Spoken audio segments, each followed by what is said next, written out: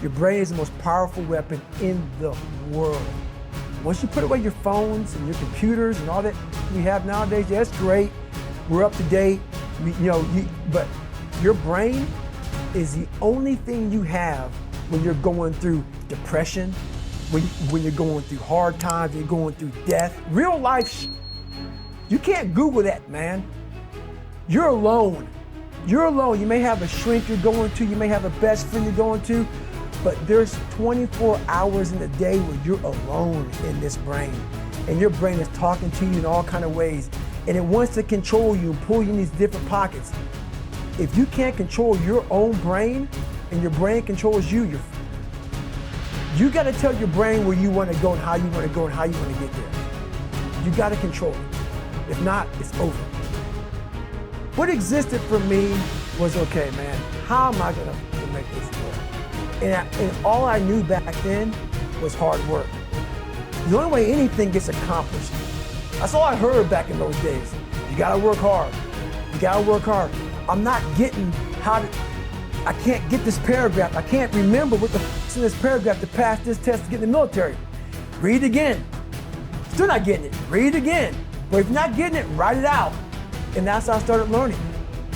Okay, well, I gotta write out everything I do. And then write it out again. And then write it out again. And guess what happened? I got it. I can't swim. I'm negative buoyant. Go back again. I can't swim. Go back again. Go back again. Go back again. I got it.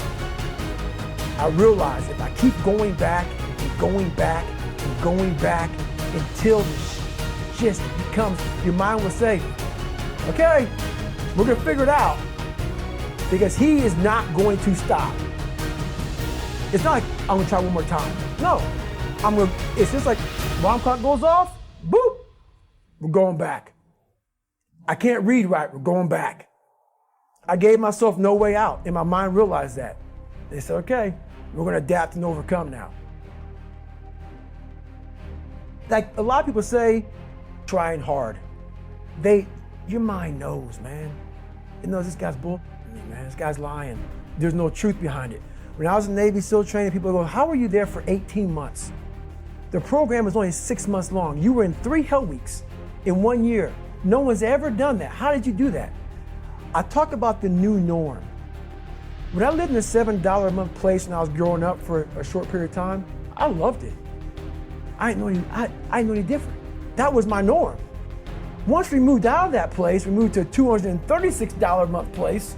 I was like, I never want to go back to that little piece of shit. But if you go back to that $7 a month place and you realize this is where I live, this is all I got, your mind says, roger that, this is home. So when I was going through Navy SEAL training for 18 months and going back through all the hard parts over and over again, I told myself after the first time, I knew it was gonna be a long journey there. My body was breaking down. It was just how it was going on. I said, you know what, this is my new norm. So my mind said, it's like going to work.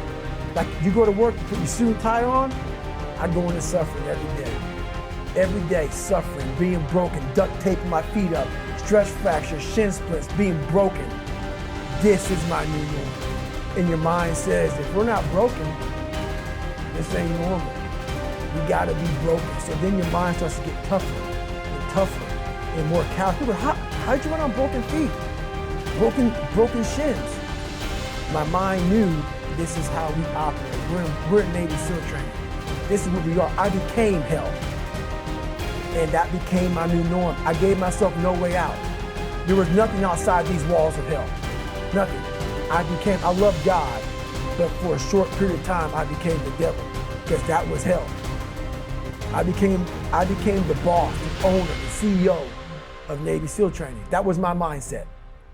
And that's how you get through things. You immerse yourself wherever it is, and you become that.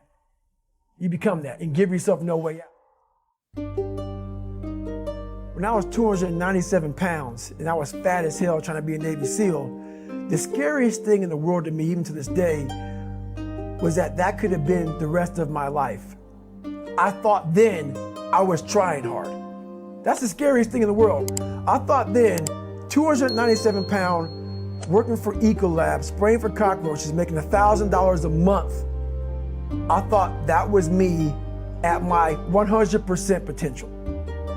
Come to find out, a few years later, I wasn't anywhere near that. 106 pounds less, graduated Navy SEAL training, went on to do all these other things. Looking back on that, that was me trying hard.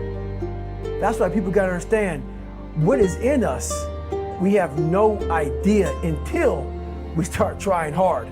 And I mean really trying hard, where you're obsessed with, hey, this is my new norm. My new norm is that, wow, this isn't always fun. It's not always meant to be fun. And that's when you know you're trying hard. People hear my story and think this guy is sadistic. I realized how the brain works. I figured out how the brain works. I'm a scared kid, and that's what gives me so much power. I had no foundation, and I built this off of just researching the mind. The feeling you get is basically invincibility. You realize that you can't do it all the time. When you need to do it, I know I can go to a place that I can live in. And when you know that you can run on broken legs, and you can do certain things that a lot of people can do, but they're not willing to do, this power, this sympathetic nervous system of fight or flight, and you're fighting. It gives you this charge of energy of when you're sitting there at 3:30, 4 o'clock in the morning, and you're duct taping your feet up because they're broken, and you're doing it by yourself, and you're going through arguably one of the hardest training in the world. And these guys, most of them are healthy, and you're going through it broken, and you're already at a disadvantage, but you're still there. You can feed into that and tap into that for a lot of power. But if you look at it, well, I'm broken, man. I'm not gonna make it. But if you look at it as, man, I'm broken and I'm still here. And I'm fighting, and I'm gonna find a way to get through this, because I have no other place to go. It gives you a lot of power. When things start to suck really, really bad, my brain and a lot of people's brain, they don't go to your dad beating you up. Your brain says, we gotta get out of here. This is miserable. So anger goes away a lot of times when you're suffering, because your brain just says, we gotta run, we gotta go. So that anger is not popping up saying, oh, I wanna show them, I wanna show those people. No, there has to be a much deeper. When I say deeper, it has to be down to mineral soil. It has to be down to that nice mineral soil where nothing can burn. You can't burn dirt.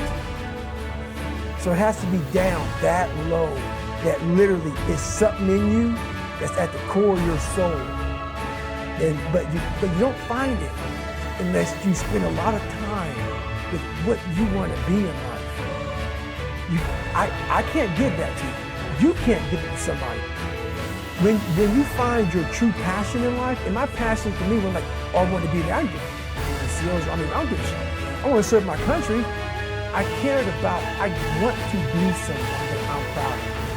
I want to look at myself in the mirror because I was so disappointed. That accountability mirror I talk about, I was so disappointed in what I saw every day. I wanted everybody to love David Goggins. And a lot of people did. I didn't love myself. But I knew a lot of us want to find peace first. So people say, man, you always talk about this suffering and pain and shit. I'm at peace right now because I went through that. You don't find peace first. If you do, Merry Christmas. More power to you. More power to you. I found peace on the opposite end of finding myself. And no one really finds themselves without going through trials, tribulations, suffering, accountability. And accountability is suffering. Being accountable every day for doing right for yourself and the people next to you, it's miserable. It's hard. So, even the smallest details.